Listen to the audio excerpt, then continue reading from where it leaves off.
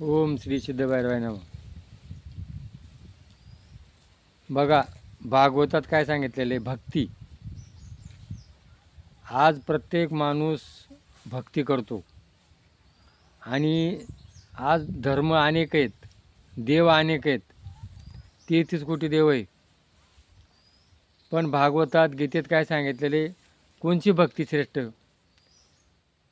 हीच थोर भक्ती आवडते देवा, संकल्पाविन माया संसाराची. निरपेक्ष सुचिर दक्ष उदासीन गत व्यथा. बघा, आज जे संत होऊन गेले, 52 संत होऊन गेले आणि गवळणी गोपी होत्या, त्या भक्ती कशा करत होत्या? निरपेक्ष सुचिर दक्ष उदासीन गत व्यथा. बघा, तुका म्हणे काही न मागो आणिक तुझ्या पायी सुख सर्व आहे. मग भक्ती कोणची? निरपेक्ष भक्ती जी असते ना, देवा मला काही नको, तू मज व्हावा वेळोवेळी व्हावा पांडुरंग. आज भक्ती कशी केली जाते? भक्ती व्यापार झालेला आहे.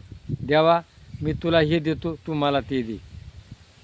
मी तुला नारळ फोडील, तुला बकरू कापील, तुला मी आमकं करील, तुला मी तमकं करील. बघा, देवाला त्या भक्तीची गरज नाही. म्हणून देव भावेचा भुकेला. देवाला काय पाहिजे? भाव भक्ती, निरपेक्ष. देव माझा, मी देवाचा. आणि ज्या वेळेला आपण निरपेक्ष भक्ती करतो आणि त्यावेळेला भगवंत आपल्या पावतो. आणि मग भगवंत कुठे? आपल्या हृदयात आहे. मग तो आपल्याला काय दिसत नाही? एक साधूना एका मग गरीब होता माणूस, त्याला परी दिला होता आणि तो फडक्यात बांधलेला होता. नंतर काही दिवसांना त्याची गरिबीच होती. म्हण का रे?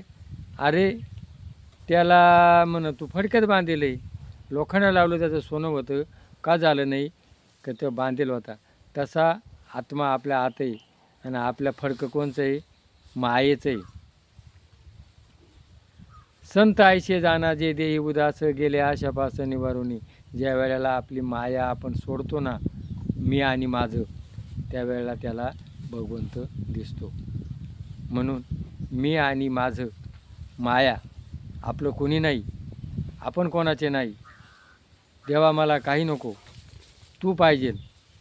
ज्या वेळेला आपण हे संकल्प करू, त्यावेळेला देवाचं खरे रूप पाहायला मिळतं.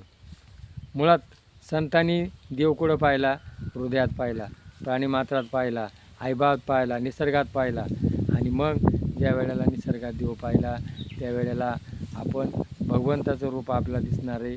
मग भगवंताचं काम काय आहे? त्याचं नाव आपण घेणं आणि दुसऱ्याला जाऊन सांगणं.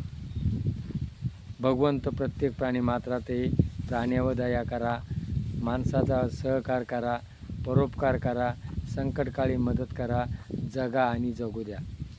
मी जगल आणि दुसऱ्याला जगू देईल ही संस्कृती, आणि माझंच भरलं पाहिजे काही विकृती.